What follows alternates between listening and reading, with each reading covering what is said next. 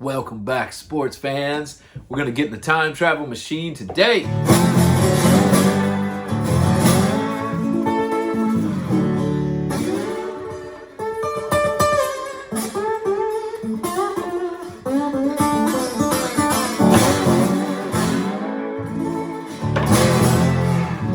All right, here's what we got. We are tuning this thing to 151351, which is D, A, D, F sharp, A, and guess what? D again. So, put it there, and what it does is it's turned your guitar. For those of you just starting out, you're still going to be able to hear a lot of what I'm playing and play with me because we have turned the guitar basically into an open major chord. Now, if we go to the 3rd fret, you could just, even if you don't have a slide or a beer bottle or a mic stand to put this thing on, you just bar it, 5, 7. So there's the 4 chord, there's the 5 chord. That means you've already got about 96,500,000 songs with the 1, 4, and 5 right at your fingertips, as easy as you can do it. Just make sure you're right over the fret and then put a little sauce on it. The vibrato is important. That's like when a person hits their vocal note and then they move it around. You want to really get your sound on that vibrato. That's the key to making it really talk. You want to see who does that the best? Go watch anything Derek Trucks has done. Oh, just otherworldly. I lost my pick, but it doesn't matter. We're finger picking. Let's stomp along and play some stuff here. 2, 3, 4.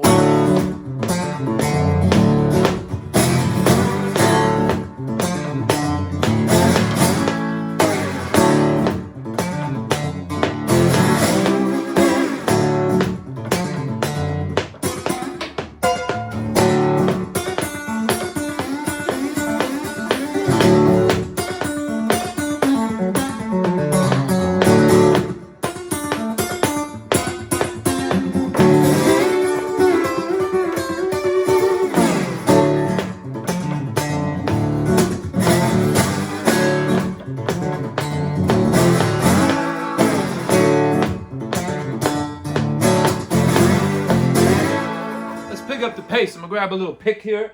By the way, most of what I'm doing, you find people, is off of the 3rd fret and open all the way across. Just hammer-ons and pull-offs. Let's get it shaking with the right hand here.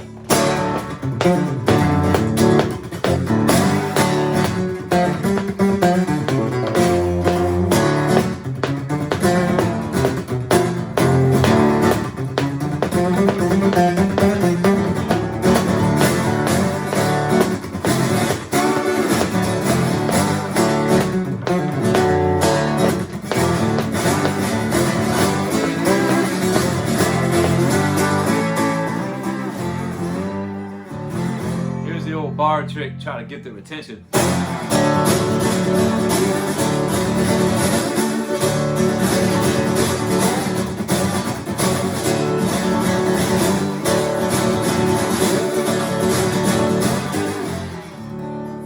Woo. So have some fun with that. It's great to throw guitars into different tunings just to shake ourselves up. I'll come back to another one where we take this to 4 Ds. We'll get this F sharp into D, and also we can talk about that Keith Richards tuning. A lot of those Stone songs, he ripped off the 6th string and went to open G, which is that old Robert Johnson, Muddy Waters, Mississippi Delta tuning, which is awesome. Speaking of that, let's play show and tell, folks. I got a couple things I want to show you where this music came from. I had to dig back way before Eric Clapton and all the stuff I came up with in the 80s and 90s music. I mean, Clapton's incredible, but you got to look back into the people that they came off of. Got some old cassettes here. Right there, the movie Crossroads, man. Robert Johnson, Lead Belly, John Lee Hooker. Stuff is mean, and this is the one. This is my guy right here. I just got this. Howlin' Wolf. The Wolf. Chester Burnett. I had to look this up. 1910 to 1976. Now this is that mean Chicago blues where the Wolf and Muddy Waters were battling it out for the best tune and the wildest live show. Sam Phillips said when he first heard Howlin' Wolf, he said, "This is for me. This is where the soul of man never dies." Man, that's this stuff was scary to people. It was so powerful. Speaking of stuff that's powerful, one of the things that I lifted in there, and I lifted from a lot of these guys, is the tritone. Does it sound nasty? It sounds nasty. Here's what's crazy. Back in the days of classical music, this would have been the 1800s, the church actually, they said they banned the tritone. They thought it was like the devil's music. That's right. Go down the crossroad. Play so good you make a devil cry. So I grab that tritone whenever I can. That's also here when we go.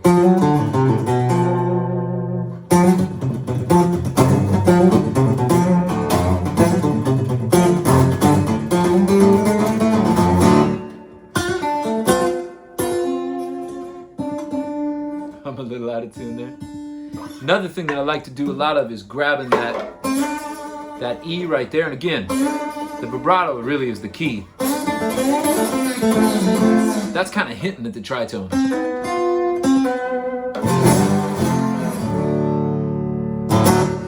The Wolf, the cat that played on a lot of those tracks with the Wolf was Helen Wolf was Hubert Sumlin.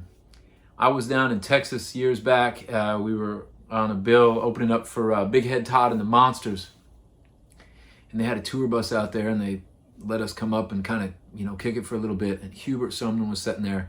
I got to tell you, folks.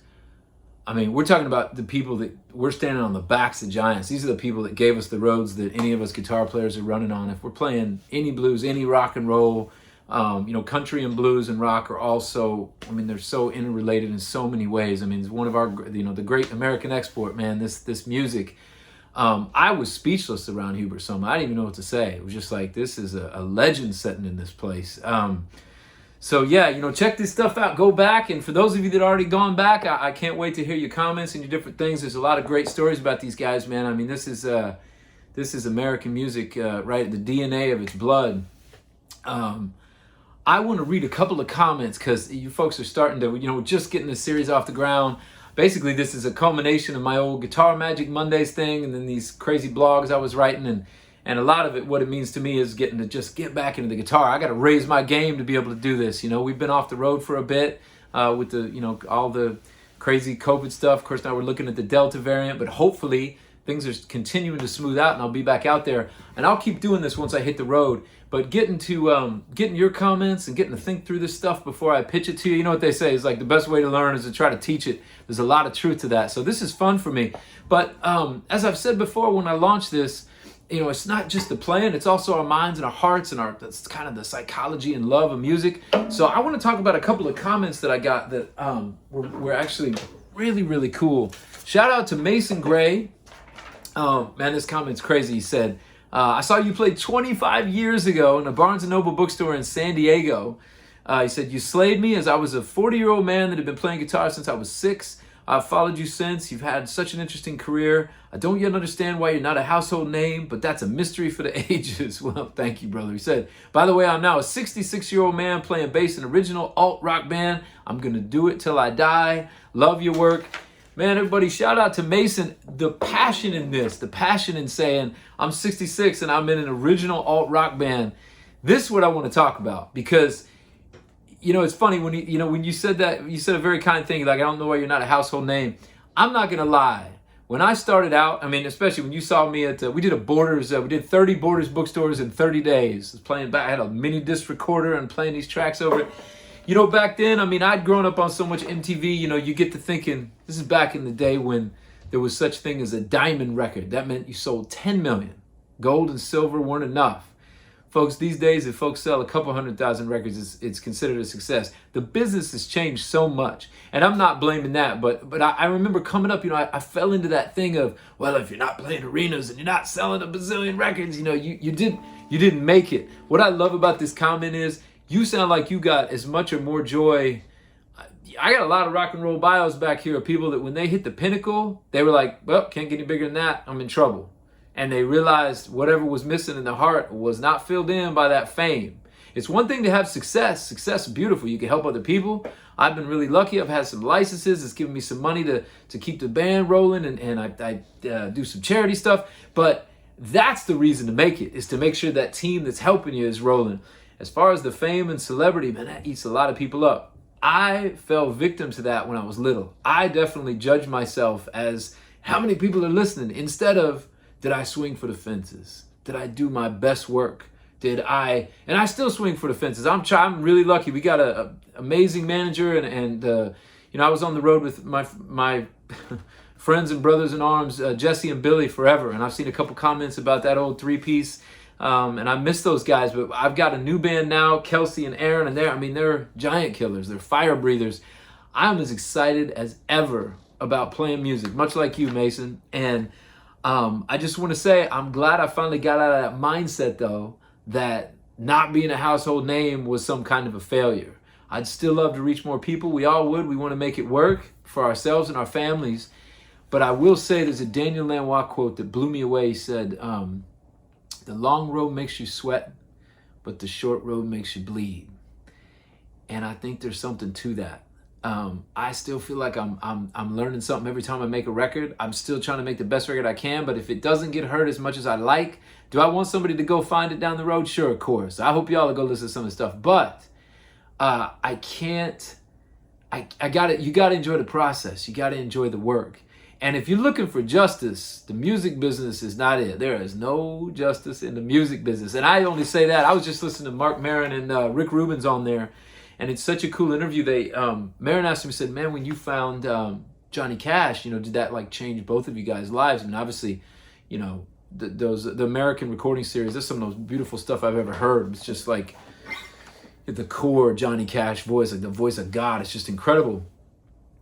And Rick Rubin said the heaviest thing, folks. I think we all got to remember this. Some of you out there, maybe somebody's watching this for half a second that's playing an arena. Maybe it's somebody that's, just trying to get enough, 5 cents off of Spotify to survive. Wherever you're at, just don't ever forget this one. Let's not be too hard on ourselves. Johnny Cash, when he was found by Rick Rubin, was playing, I think it was Orange County, it was Southern California, playing a supper club. And people were eating, about 150 people is what Rubin said. They were eating while Johnny was playing. Now you're going to tell me at that point in Johnny Cash's career, he's supposed to have glasses clinking while he's jamming. So I think back to people making, frappuccinos while I'm trying to play in the Borders is like, man, I got fancy problems, man. Johnny Cash is dealing with this stuff. There's ups and downs. We got to play the long game. We got to keep trucking. So Mason, thanks for reminding us what's important, brother. That's beautiful. One more. It's a long one today. Let's do one more. Dan Kaiser, he said, I found Factory Blue and 3X at my college radio station library. I played the shit out of them on the air. I recently rediscovered them on a hard drive. I've been jamming them out again in my car. So much now that the kids are humming and singing along to the guitar parts. Man, that's beautiful. He said, I thought I need to find more of this guy's music, and here you are. Dan, thank you. I remember those records and those tours. This is another one, man. This is 20 years on, but college radio. The only thing as cool as Spotify is that we can all hear something and it goes worldwide immediately. There was something so cool about the idea that somebody found something a little different in a little town, brought the band in, it was a little community. I read this comment because that's what I hope this is. I hope we find a little guitar family, a little musician family where we can kind of keep stuff rolling and exchange some ideas. And again, I'm going to get better at this, but this is going to make me better. I had to recut this one because I told you the wrong tuning. So we're all learning as we go here. But keep the comments coming. Shout out to Jim Wilcox for catching the 151 for me. I hope to get out to Nyack and play on this next tour. All of you, I appreciate you more than you know. And I will see you here in just a couple days. Thanks.